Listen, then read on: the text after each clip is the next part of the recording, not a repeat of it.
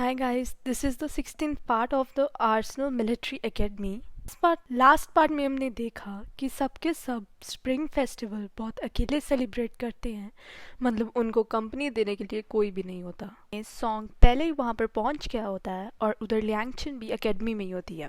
तो वो जब उसे मिलती है तो सॉन्ग उसे उसकी बहन के पास जाने की जिद करता है, क्योंकि वो बहुत सारा सी फूड लाया होता है और वो चाहता है कि वो कुछ सी फूड जी जियांग को भी दे। बट लियांगचिन इस बारे में थोड़ा रेजिस्ट करती है, वो क्योंकि नहीं चाहती कि सॉन्ग को सच्चाई का पता चले। तो फिर वो कैसे ना कैसे उसे मनाती है, बट वो नहीं मान रहा होता। फिर उसको वहाँ पर जाना ही पड़ता है। वहाँ पर जाकर वो कोई ना कोई बहाना लगा देती है कि ऐसे करो, तुम जाकर जाओ, मुझे कोई काम है। वो जल्दी से वहाँ से भाग कर निकल जाती है और उधर वो बाहर ही देख रही होती है। बट जब लियांगचिन स्कूल पहुँचता है तो वो जी जियांग से मिलने की बात करता है। वार्डन उसे मिलने नहीं देती, क्योंकि उनके मुताबिक कोई जी जियांग नाम की कोई लड़की है ही नहीं। वो फिर भी काफ़ी ज़िद कर रहा था, तो वो उसे काफ़ी डांटती भी है। फिर उधर आउजुन भी आ जाती है और वो उसे देख वो भी थोड़ा सा डर रही होती है। वो बाहर से उसको इशारा करती है कि तुम यहाँ कर क्या रहे हो। फिर वो कहता है कि वो जी जियांग से मिलने हैं। वो भी उसको वापस जाने की काफ़ी सारी कहती है कि वो यहाँ नहीं आई है, वो नहीं है, वो तुमसे नहीं मिल सकती। फिर वो शक करने लगता है, तो उसका शक मिटाने के लिए वो कहती है ठीक है, मैं उसे बुला कर लाती हूँ। फिर जब वो अंदर जाती है तो वहाँ पर लियांगचिन चुपके से अंदर पहुँच जाती है और वो उससे कहते हैं कि तुम मुझे अपनी यूनिफॉर्म दे दो, क्योंकि उसका शक दूर करना ज़रूरी है। वरना अगर इस बार उसने मुझे नहीं देखा तो उसका शक बढ़ता जाएगा और आगे प्रॉब्लम आ सकती है। इसीलिए वो जियाउजुन की यूनिफॉर्म पहन बाहर उससे मिलने जाती है। तो जब वो बाहर जाती है तो वो उससे अपना सी फूड देता है और वो थैंक यू बोलकर वहाँ से निकल जाती है। फिर उसके बाद जब सॉन्ग वापस बाहर आता है तो कुछ वक्त के बाद लियांगचिन भी अपनी ड्रेस चेंज करके उसे पास वहाँ पहुँच जाती है। और फिर उसके बाद वो सीधा वहाँ से आर्सेनल मिलिट्री एकेडमी चले जाते हैं। वहाँ जहाँ उन्हें पता चलता है कि गू जेनजेन नहीं आया है, क्योंकि पैकिंग में बहुत ज़्यादा प्रॉब्लम हो चुकी है, जिसकी वजह से उसके फादर को वहीं रुकना पड़ गया है। और फैमिली प्रॉब्लम होने की वजह से उसका एकेडमी में आना अभी पॉसिबल नहीं है। फिर हमें रात का सीन दिखाया जाता है जहाँ पर गू जेनजेन की ना आने की वजह से जो उसका रूम था वो वेनजोंग को दे दिया जाता है, जिसका फ़ायदा वेनजोंग बहुत अच्छे से उठाता है, क्योंकि उसको कहीं ना कहीं लियांगचिन पर शक था। इसलिए वो जब धीरे से उसके वॉशरूम में झांकने की कोशिश करता है तो फिर इस बात का लियांगचिन को पता चल जाता है, क्योंकि वो वॉशरूम में ही थी।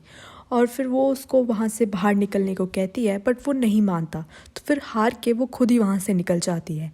रात भर बाहर निकालने की वजह से उसको बहुत ज़्यादा प्रॉब्लम हो जाती है, जिसकी वजह से सुबह जब उनकी ट्रेनिंग हो रही होती है तो वो बेहोश हो जाती है और इवन उसका टेम्परेचर भी बहुत ज़्यादा हाई होता है। तो जब कमांडर ये देखते हैं तो वो जुनसान को कहते हैं कि वो उसे मेडिकल रूम लेकर जाए। और वो भी जब वहाँ पर जाते हैं तो उसके वो कपड़े चेंज करने की कोशिश करते हैं। और इन्हीं सब में उनको पता चल जाता है कि लियांगचिन एक लड़की है। इसीलिए फिर वो जुनसान को कहते हैं कि वो ट्रेनिंग ग्राउंड में चला जाए और वो खुद ही इसका ध्यान रख लेंगे। फिर वो वहीं बैठ जाते हैं और उधर जब लियांगचिन को होश आता है तो वो एकदम से डर जाती है और वो खड़ी हो जाती है। तो कमांडर उससे बैठने को कहते हैं। वो उसे कुछ दवाई देते हैं और उसको पूछते हैं कि उसका ये एकेडमी ज्वाइन करने का पर्पस क्या है। पूछ जानकर वो थोड़ा सा डर जाती है। वो कैसे ना कैसे उनको कन्विंस करवा रही थी कि वो एक लड़की नहीं है। और ये बात कैसे ना कैसे करके कमांडर उसके मुंह से सुनना चाहते थे कि आखिर एक लड़की होकर उसने ये एकेडमी ज्वाइन क्यों की। एंड इवन वो उसे ये भी कहते हैं कि ये उसके लिए अप्रोप्रिएट नहीं है। और फिर भी वो कहते हैं कि इसके सिवा उसके पास और कोई रास्ता भी नहीं है। इसलिए फिर कमांडर उसको वहाँ से जाने देते हैं, बिना ये बताए कि उसको पता है कि वो एक लड़की है। और उधर उसके रूम में वेनजोंग पूरा का पूरा फ़ायदा उठा रहा होता है लियांगचिन का वहाँ ना होने का। इसलिए वो उसके पूरे बेडशीट्स चेक कर रहा होता है, ड्रॉर्स चेक कर रहा होता है। और तभी वहाँ पर लियांगचिन आ जाती है, जिससे डरकर वो एकदम से रुक जाता है। तो जब लियांगचिन पूछती है कि आखिर वो ये कर क्या रहा है, तो वो कहता है कि वो कुछ अपना सामान ढूंढ रहा है।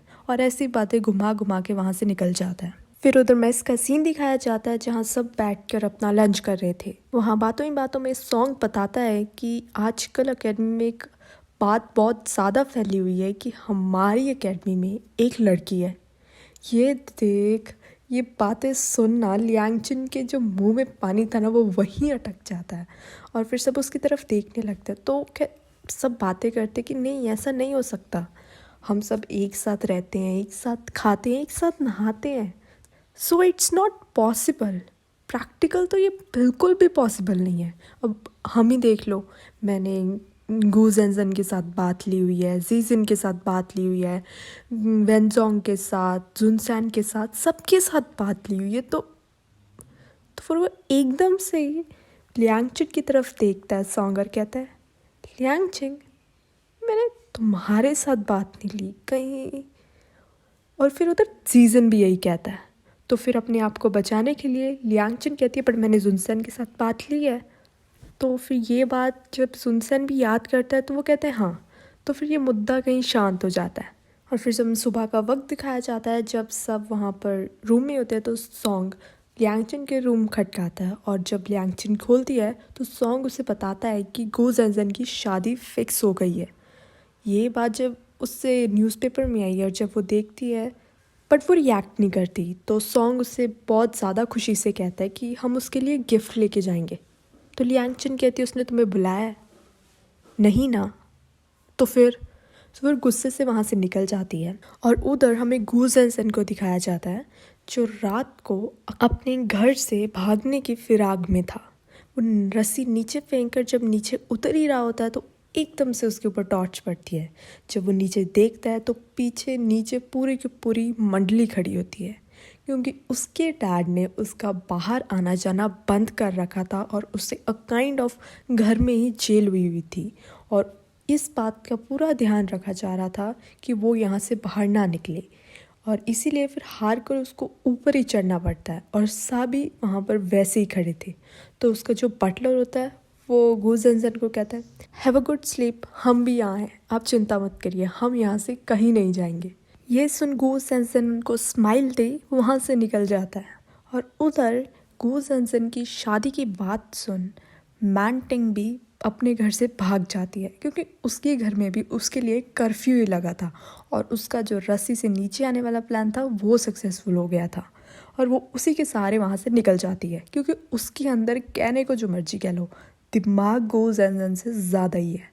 फिर हमें एकेडमी में दिखाया जाता है जहाँ पर उनकी टाई कमांडो की क्लासेस चल रही होती हैं, मतलब ट्रेनिंग, जिसपे सॉन्ग और जुन सैन की आपस की फ़ाइट होती है। और जब वो फाइट कर ही रहे होते हैं तो वेनजोंग को जैसे टिका तो है ही नहीं, तो वो बैठे बैठे भी लियांचिन के पास आकर आराम से कहता है, तुमने तो ये अफवाह सुनी होगी कि गू जेंजन की शादी हो रही है, तुम्हें तो इनविटेशन पक्का मिला होगा है ना? तुम इतनी अपसेट क्यों हो? खुश नहीं हो शादी के लिए? लियांचिन का मन था कि मैं इसको अभी के अभी यहीं पे मार दूँ, बट इतना बस तो उसका चलता नहीं था, तो फिर उसने उसको इग्नोर करना चाहा। बट फिर भी वैनजोंग तो वैनजोंग ही ठहरा। वो कहाँ इतने से शांत होने वाला था। वो फिर से उसके पास गया और उसके कान में धीरे से कहने लगा, वैसे अफवाह तो एक भी और फैली हुई है कि हमारी एकेडमी में लड़की है, देख लो, कहीं तुम्हें तो नहीं पता? कोई हो तो बता दो, मैं किसी को नहीं बताऊंगा। ये सुन लियांगचिन को तो पारा एकदम से चढ़ गया और तभी साक्षात कमांडर ने उसे ये भी कह दिया कि अब कौन फाइट करेगा। तो लियांगचिन इतना अच्छा मौका कैसे छोड़ती। उसने अपना हाथ ऊपर किया और कहा, कमांडर मैं करूँगी। तो फिर वो उसके ओपोनेंट की बात पूछते हैं तो वो कहती है, वेनजोंग, इसके साथ मैं फ़ाइट करूँगी। ये सुन वेनजोंग पूरी फुकरी में कि हाँ ठीक है, तुम हारने की इतनी तुम्हें जल्दी है तो ठीक है, मैं तैयार हूँ। वो पूरी शान से आता है और इतनी तकड़ी फाइट देने की कोशिश ही करता है, बट उसकी ये कोशिश मिनटों में धूल हो जाती है, इवन कुछ सेकंड्स में नहीं रुकती। वो उसके इतने लाते घूसे मारती हैं ना कि सबको सब पॉपकॉर्न्स चाहिए थे उस वक्त उसे देखने के लिए, क्योंकि सब उससे इस पे परेशान हो गए थे कि यार ये बंदा कब हटेगा। और फिर वो रेंगता रेंगता दूसरी तरफ बैठने जाता है तो कमांडर उसका हाथ पकड़ कहते हैं, वापस वापस चलो। उधर मैंटिंग भी कैसे ना कैसे ट्रेन लेने में सफल हो ही जाती है। तो वहाँ से हमें पता चलता है कि जो गू जेनजेन की शादी है वो बहुत बड़े जनरल की बेटी मिस डोंग से होने वाली है, और जो कहीं ना कहीं सिर्फ उसके फादर के प्रेशर की वजह से ही उसके साथ हो रही है, क्योंकि पॉलिटिकल सिचुएशन बहुत ज़्यादा ख़राब है और उसकी फैमिली के लिए ये मैरिज बहुत ज़्यादा इम्पॉर्टेंट है इसीलिए। और उधर हमें गू जेनजेन को दिखाया जाता है जहाँ पर उसके बटलर उसे मिस डोंग से मिलने की बात कर रहे होते हैं, बट वो कहीं ना कहीं इसको टाल रहा होता है। तो उसे समझाते हैं कि तुम्हें वहाँ जाना चाहिए, तुम्हें उससे मिलना चाहिए, तुम्हें पता होना चाहिए वो कैसी है। तो वो गू जेनजेन कहता है मुझे पता है वो कैसी है, वो बहती हुई नाक, वो बिखरे हुए बाल, वो छोटी छोटी सी हाइट वाली, मुझे पता है, मुझे नहीं देखना। तो फिर वो वहाँ से चले जाते हैं बटलर कि तभी गू जेनजेन को कॉल आता है जिससे उसे पता चलता है कि मैंटिंग उसके लिए पैकिंग छोड़कर न्याम्पिंग आ रही है। और ये देख वो थोड़ा सा डर जाता है, वो कहते हैं कि क्यों आ रही है और तुम्हें कैसे पता वो आ रही है। तो वो कैसे है कि तुम्हें न्यूज़पेपर नहीं पढ़ते क्या, साफ साफ न्यूज़पेपर में तो लिखा है और इसके मुताबिक वो 9 बजे सुबह पहुंच जाएगी।